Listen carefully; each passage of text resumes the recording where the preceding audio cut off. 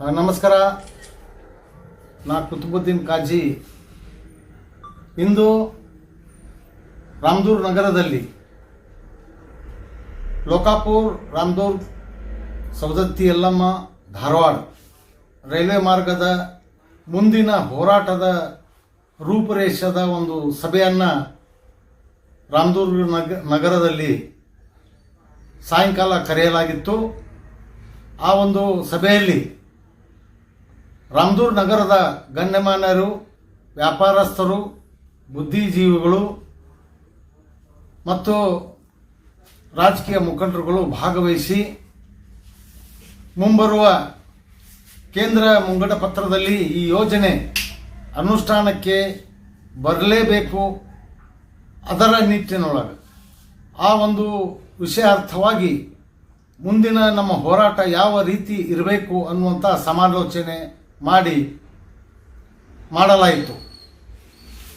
ಅದರಲ್ಲಿ ಎಲ್ಲರೂ ತಮ್ಮ ತಮ್ಮ ವಿಚಾರಗಳನ್ನು ವ್ಯಕ್ತಪಡಿಸಿದ್ದಾರೆ.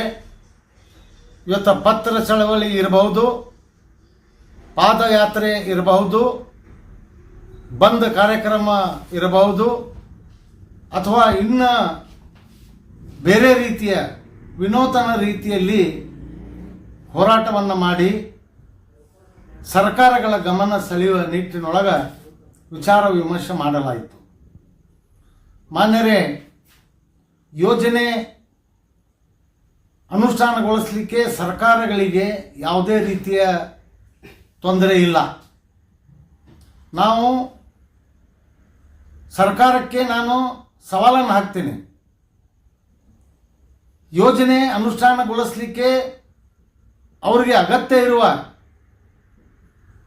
ವಾಣಿಜ್ಯ ಸರ್ವೆ ಇರಬಹುದು, ಇವತ್ತು ಜನದಿಟ್ಟಣೆ ಇರಬಹುದು, ಇವತ್ತು ಇಂಜಿನಿಯರಿಂಗ್ ಸರ್ವೆ ಇರಬಹುದು, ಎಲ್ಲ ರೀತಿಯಿಂದ ಯೋಜನೆಯ ಪರವಾಗಿ ಇದ್ದಾಗ ಸರ್ಕಾರ ಇಚ್ಛಾಶಕ್ತಿ ತೋರುವ ಅವಶ್ಯಕತೆ ಇದೆ.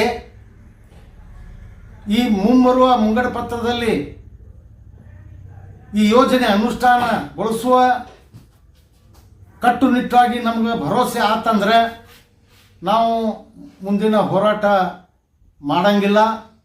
ಇಲ್ಲದಿದ್ದಲ್ಲಿ ನಾವು ಉಗ್ರ ಸ್ವರೂಪದ ಹೋರಾಟವನ್ನು ಮಾಡಬೇಕಾಗತ್ತಂತ ಹೇಳಿ ನಾವು ಯಾವುದೇ ಪಕ್ಷ, ಯಾವುದೇ ನಾಯಕರುಗಳ ವಿರೋಧಿಗಳಲ್ಲ.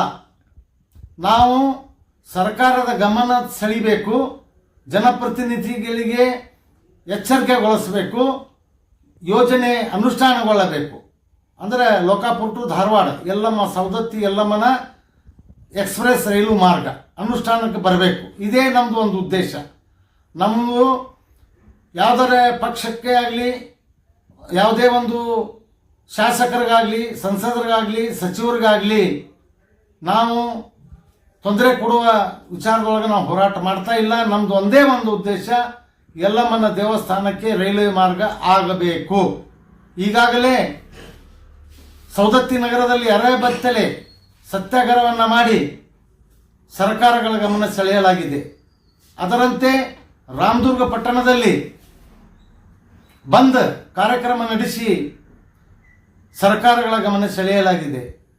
ಮುಂದೆ ಉಗ್ರ ಸ್ವರೂಪದ ಹೋರಾಟ ತಾಳುವಕ್ಕಿಂತ ಮುಂಚಿತವಾಗಿ ಮಾನ್ಯ ಸರ್ಕಾರಗಳು, ಸರ್ಕಾರದ ಪ್ರತಿನಿಧಿಗಳು ಎಚ್ಚೆತ್ತುಕೊಂಡು ಈ ಯೋಜನೆ ಕಾರ್ಯರೂಪಕ್ಕೆ ತರುವ ಪ್ರಾಮಾಣಿಕ ಪ್ರಯತ್ನ ಮಾಡಬೇಕು ಅಂಥೇಳಿ ನಾನು ಹೇಳ್ತೀನಿ. ನಮಸ್ಕಾರ.